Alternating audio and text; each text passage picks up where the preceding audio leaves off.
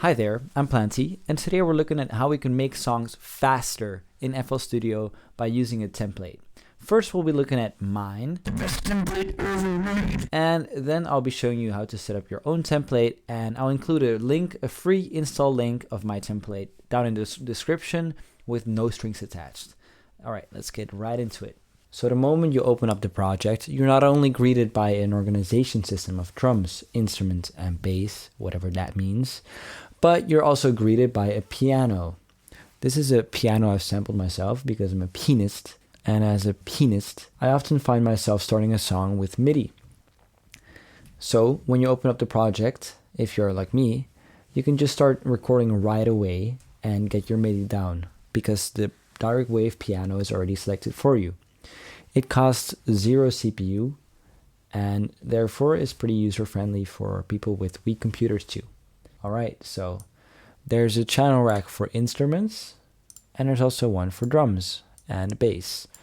The bass has a simple ADSR, which you might know, in order to make sure that the MIDI you program is the one that you hear.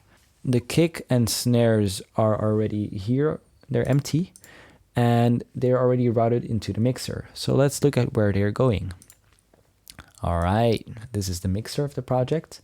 As you can see, the kick and snares are in 2 buses going to the drum bus.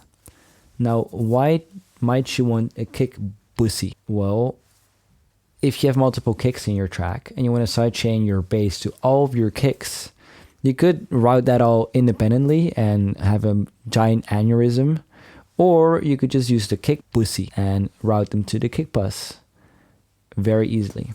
Actually, it's already done for you in this project. If you look here, there's a sidechain going to the bass bus, which already has a sidechain compression option on it, which you can just toggle right here. As you can see, the bass could be sidechained to the kick with just one press of a button, and you can fine-tune your options right here. If you have track spacer, there's also track spacer, which cuts out low end that the kick also has. If you do not have track spacer, I myself have a stock version of this entire template, which includes a sort of multi-band sidechain, and in this case only a low band sidechain for the bass. So if you want to sidechain only the low end of your bass to the kick, you can easily toggle that on in the same place as you see this track spacer right here. Alright, so we have a kick bus and we have a snare bus. Why is there a P controller on it? Well, if you know what a P controller is, it's an envelope follower, meaning that it tracks the volume that comes into it. Like if the kick becomes loud, it goes up, and if the kick becomes quiet, it goes down. You can easily link any parameter in FL Studio to the envelope of your kick. In other words, imagine you want to distort your bass or your vocals every single time your kick hits. Now you just go to the mix knob of your, imagine that's here, your mix knob, and you can just link it to the controller, which is already set up. You say peak of the kick or peak of the snare if you wanted to sidechain to the snare or distort to the snare, and you just hit accept, and you're done. All right. If we look a little closer, we also see a sidechain going from the kick to the loop bus, which is for your percussion loops if you're sometimes as lazy as me. I don't use them often nowadays, but I used to use count loops all the time. So you can sidechain your count loops just like this by hitting this fruit limiter and turning it on. And in your percussion loop bus, there's also a low cut in order to get rid of the mud you don't want.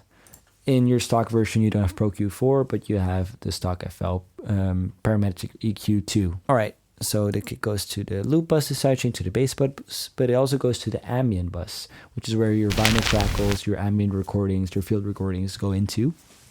In the ambient bus, there's an EQ, as you can see, also a stock version, with a high and low cut. Now, why is that? Well, you want to have a rhythmic or defined high end in a track if you mix it properly, according to me at least. And vinyl crackle has this kind of random pattern in the high end, which can muddy up the high end.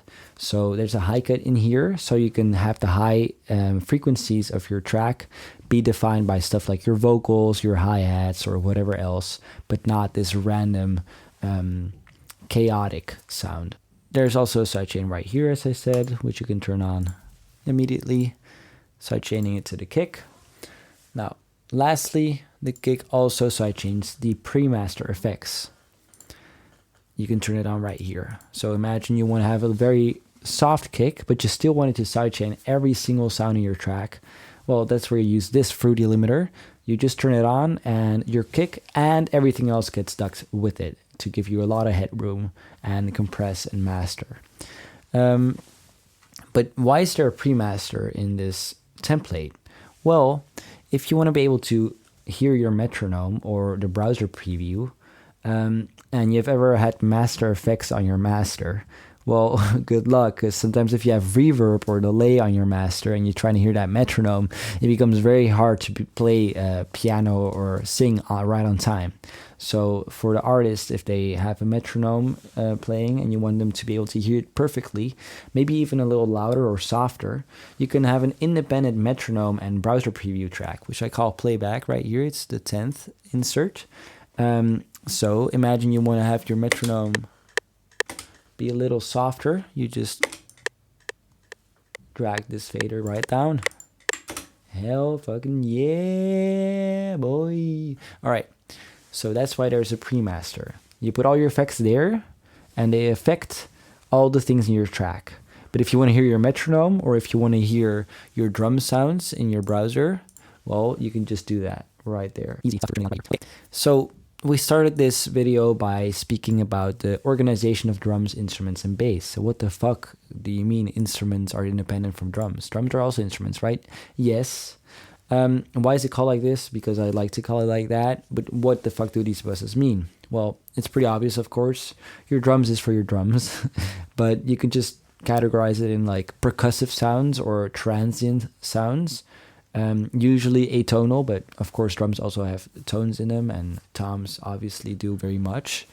Your instrument is for your harmonic material, so melodies, chords, whatever, stuff that is harmonic but not low end, so not bass. And the bass is harmonic material but not high end. Of course it can have high frequencies, but it is meant for basses only. Obviously, so you can sidechain your bass or mix it independently from your vocals. There's also a vocal version of this template, which I'll show you right now. Pianist.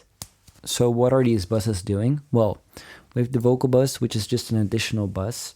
There's a sidechain going to the beat bus and the instrument bus. The instrument bus, because oftentimes our vocal ranges overlap with our instrumental ranges, like the non-bass harmonic frequencies, and we can sidechain or duck these very easily directly with the vocal to create more space for the vocal in the mix.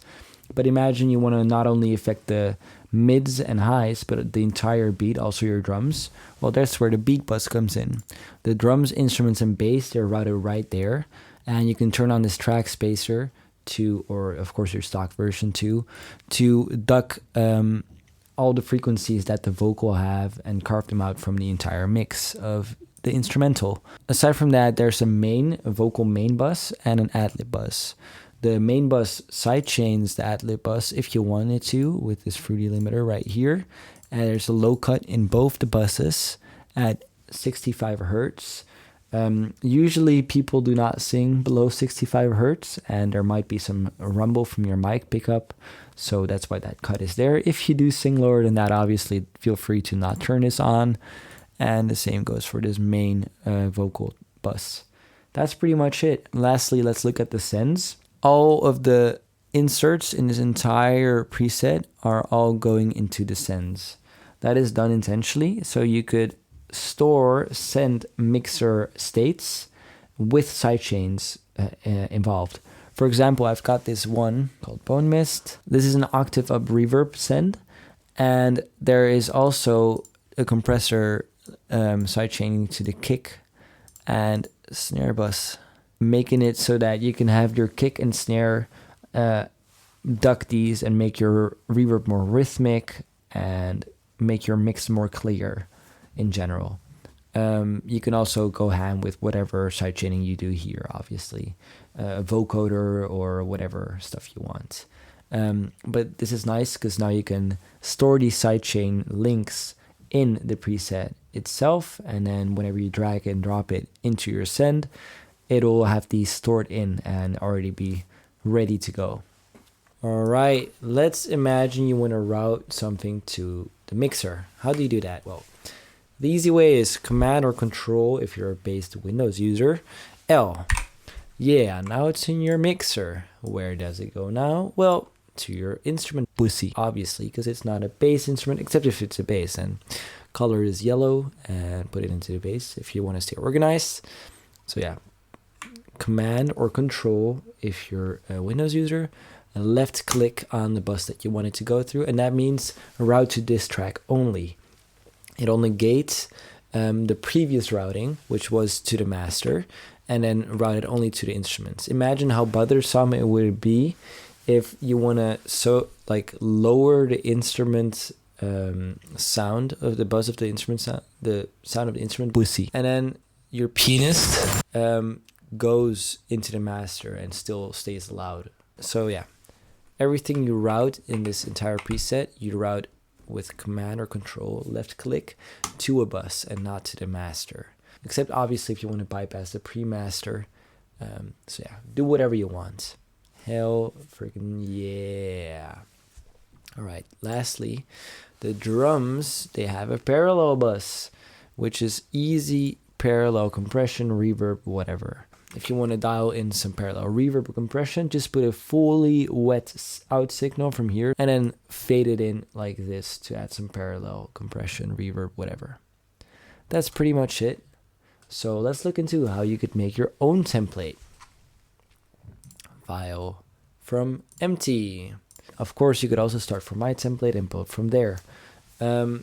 With the empty system, you can start adding your buses. So imagine you want to color this. You can hold shift and then click and then name it bus. And then give it a color, maybe poopy brown, if you like that. And then you got your brown bussy bus. You can dock it to the left or to the right. Now it's right here. So whenever you have a bussy track and you need it to get bussied, you put into the bussy bus, and then you have the bussy bussing. And yeah. Keep going, add sends, add metronome, parallel, whatever, and you'll be good. You can also have your instruments already loaded right here. Obviously, add a 3x oscillator or whatever. And you can add filter groups. I'll show you how to do that real quick. Imagine you have a 3x oscillator and you want to add it into an instrument filter group. You go group selected, and obviously you'd have usually multiple things selected, but now it's just this one, and I'll put it into instruments. Yeah, imagine you accidentally put your bass in the instruments and you want to put it back in your bass or drum folder. You just group it and then type in exactly the folder name of the one that you had, the filter group name. So imagine it was in two drums and you want to put it back there. You just go here, group selected, or option G for short, and you put it back into drums. Spell it exactly as the other group and it'll be in there. Hell freaking yeah. Imagine you got the template that you're happy with. Now it's time to save it. Also, the same goes for my template. Hit Command S or Control S if you're in Windows, and then you navigate to your Documents folder or whatever folder your image line folder is in. And then you go to FL Studio like this. Within there should be a projects folder, and in there a template folder. In this template folder, you store your default template. For example, this, I would usually call it something like new default because that's my trademark Planti pianist, And then when you go into general settings, you'll go down into miscellaneous and find it here, new default sand. It's part of my templates, which are all found here. And I want to start up my FL Studio project always with my default template, so I have my starter project be my default template. Very nice. Lastly, if you want to have your metronome and browser playback go through a separate insert like in my template, go to Options, Audio Settings, and beneath Mixer you'll find the browser preview track and metronome track. I put these on 10, which goes into the playback insert on my template. and then into the master, allowing you to independently edit these sounds to your liking. Hell freaking yeah. Very nice. I think that's most of it. Let's just cook a track real quick, and yeah, I'll show you kind of how it works.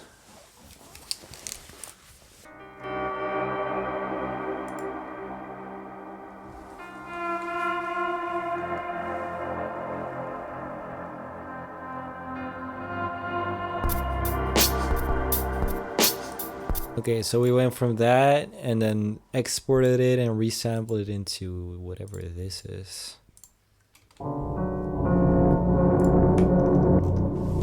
Alright, let's get it.